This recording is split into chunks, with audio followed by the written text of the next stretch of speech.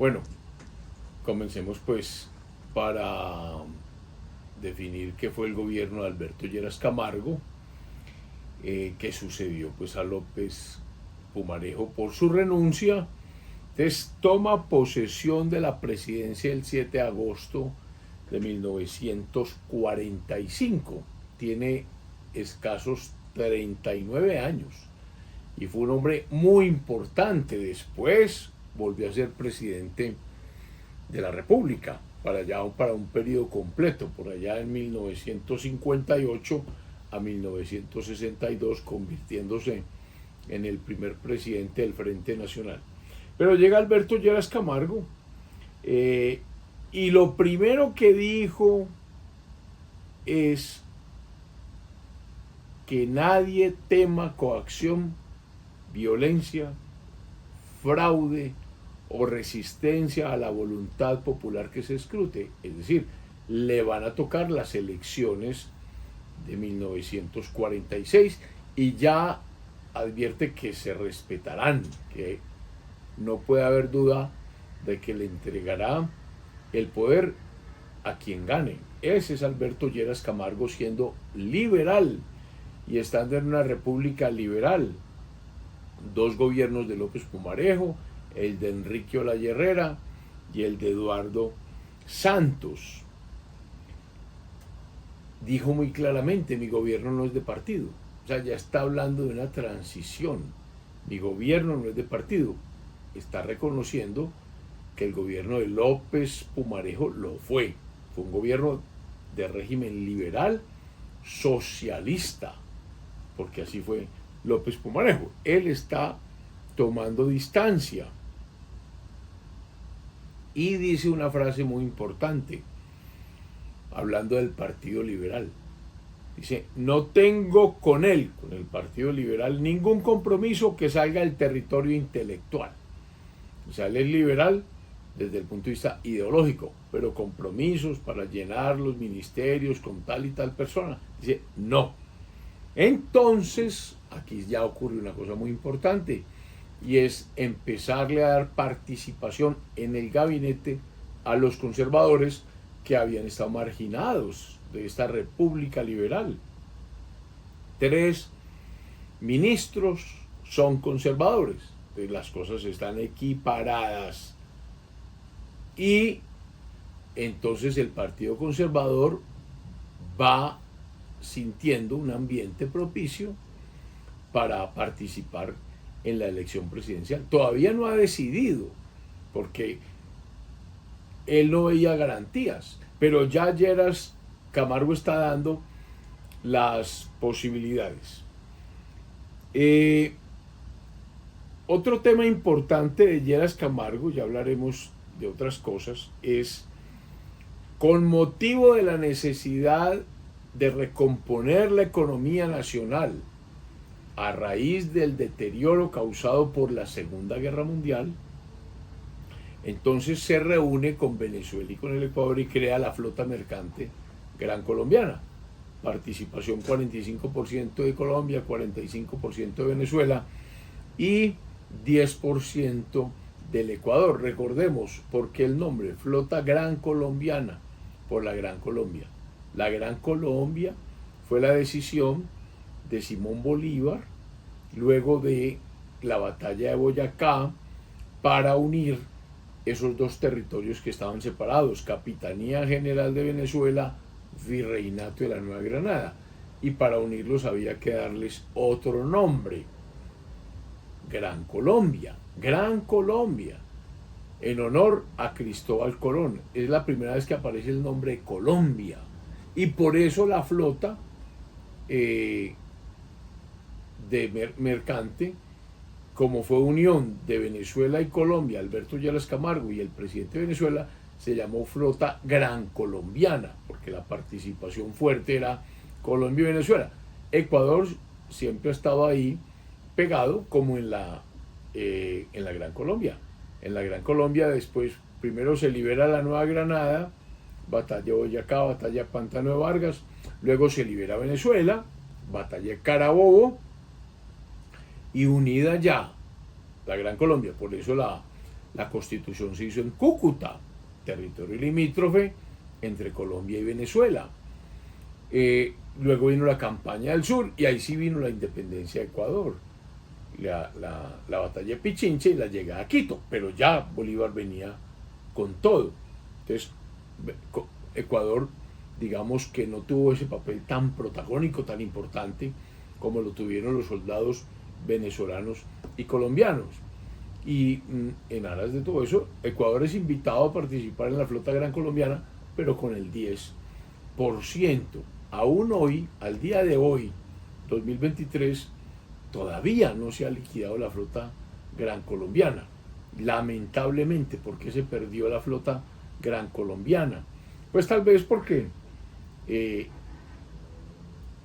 mundo actual plantea que las grandes empresas son privadas, no públicas, sean aéreas, marítimas, terrestres, y el Estado, un modelo neoliberal, simplemente plantea las garantías, plantea las condiciones para que el privado, la iniciativa privada, de esas salidas. Pero en esta época, en el año 45, pues todavía las cosas no eran tan claras. En el gobierno de Lleras pasó algo también importante, que ya lo habíamos mencionado con el tema sindical. Habíamos hablado de un código laboral, de las convenciones colectivas, etcétera, etcétera. Pero pasó algo.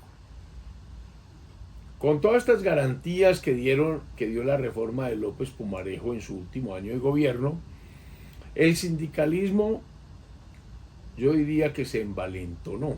El sindicalismo es muy importante, yo defiendo el sindicalismo. ¿Por qué? Porque hay una persona que obviamente está en una circunstancia no de igualdad, que es el trabajador frente al patrono. El patrono tiene el poder económico, es el que manda, es el que dice quién dirige, para dónde va la empresa, y el trabajador pone la mano de obra. Esa relación había que equilibrarla y por eso vinieron todas estas reformas del 45 de López que ya mencionamos. Pero aquí hay que amarrar algo porque el comunismo ha surgido, se ha vuelto protagonista. ¿Por qué se ha vuelto protagonista? Porque ganaron la guerra mundial.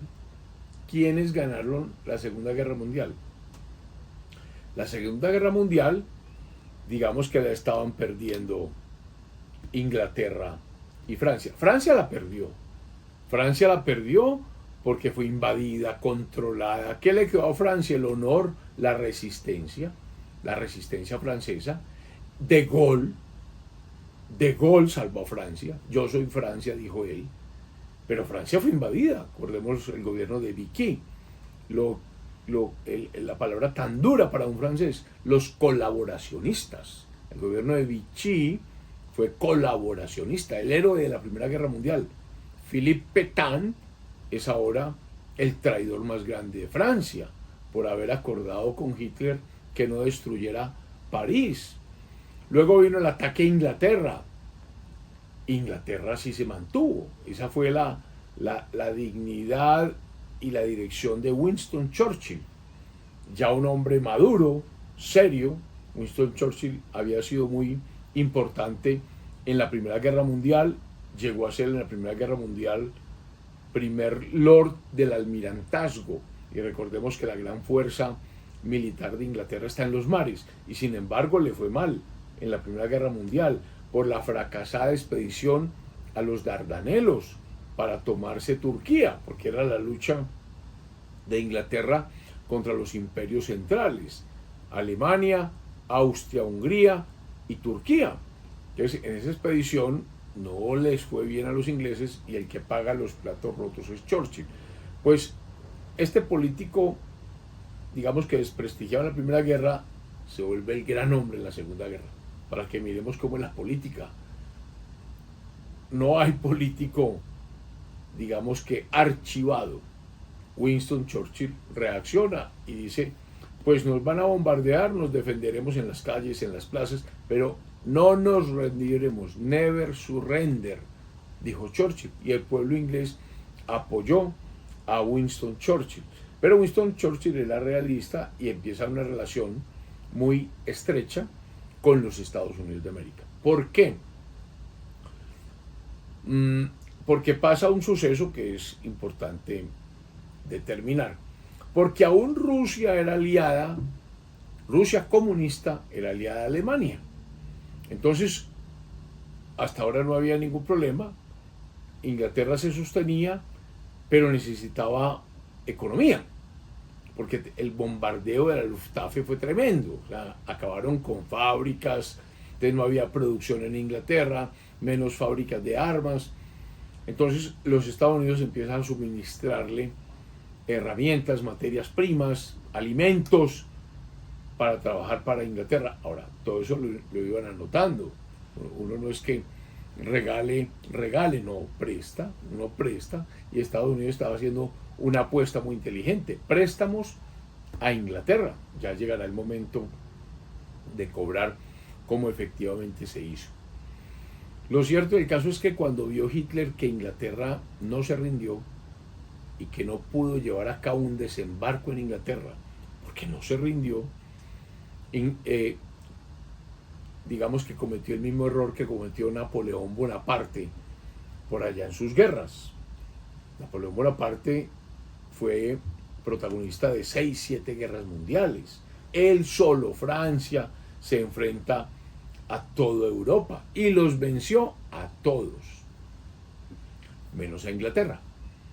Napoleón invadió España, Napoleón controló Francia, Napoleón invadió los Países Bajos, Bélgica, Holanda, su hermano es rey de Holanda, su hermano es rey en España, Napoleón cruza los Alpes e invade Italia, Napoleón se hace coronar por el Papa, Napoleón invade Alemania, las famosas batallas de Rivoli en Alemania,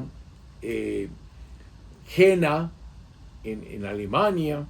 Entonces, controla toda Europa. Le falta de Europa, ¿qué le falta a Napoleón? Inglaterra, never surrender. Instala puertos, está preparado para hacer una gran expedición y desembarcar. Donde Napoleón desembarque en Inglaterra, hasta luego Inglaterra, porque Napoleón es un gran militar de tierra, es un hombre del ejército, es un artillero. Pero Inglaterra domina los mares. Inglaterra tiene su gran fortaleza en su flota y le da instrucciones a Lord Nelson, al almirante Nelson, a que tenía que encontrar donde fuese la flota de Napoleón, la flota francesa, que estaba aliada con la española, porque con la invasión a España ahí había una alianza, y la destruyó. Y entonces Nelson busca la flota y la encuentra por allá cerca a Gibraltar, en Trafalgar, y la destruyó. La batalla de Trafalgar hace que se destruya la flota de Napoleón. Entonces Napoleón no puede invadir a Inglaterra porque no tiene barcos. ¿Qué hace? Mira al este y se tira a Rusia, la gran campaña rusa de Napoleón, que la describe muy bien Tolstoy en Guerra y Paz, la invasión a Rusia. Es toda esta gran armée, la gran armée de Napoleón, se va a Rusia. ¿Y quién derrota a Napoleón? El general Invierno, porque Rusia tiene territorios y rusos. Los rusos se alejan, atraen al enemigo, el enemigo se deja absorber por el territorio ruso y los rusos se alejan, queman las cosechas, abandonan las ciudades, esperando que llegue el general Invierno. Llegó el general Invierno, Napoleón llegó hasta Moscú, pero ¿qué encontró en Moscú? No encontró una bienvenida, la encontró vacía. De pronto eso es lo que debieron haber hecho los franceses, dejar vacía a París, en vez de rendirla. Los rusos abandonaron Moscú e incendiaron Moscú. Los franceses dijeron, no, nosotros no podemos destruir París. Ahí está la diferencia entre el uno y el otro. Lo cierto es que Napoleón llega hasta Moscú y dice, esto es una locura, viene el invierno, esta gente sigue hacia el oriente, hasta que llego yo. Y empieza a devolverse y lo cogió el invierno. Y ahí sí los rusos atacar la retirada de Napoleón en ataque sorpresa y destruyó la gran armada de Napoleón. La gran armada fue destruida por el general Invierno. Entonces llegó ya a París acabado y ese fue el ocaso de Napoleón. Hitler como que no leyó la historia, no pudo con Inglaterra. Inglaterra no se rindió a pesar de los bombardeos porque estaba Churchill y ataca a su amigo. ¿A quién? A Rusia. Hitler ataca a Rusia. Entonces viene la operación Barbarroja o Barbarossa y destina todo su ejército contra el oriente. ¿Y qué hacen los rusos? Lo mismo, retirarse, dejar que los alemanes entraran, esperar que llegara el general Invierno. Y eso fue lo que pasó.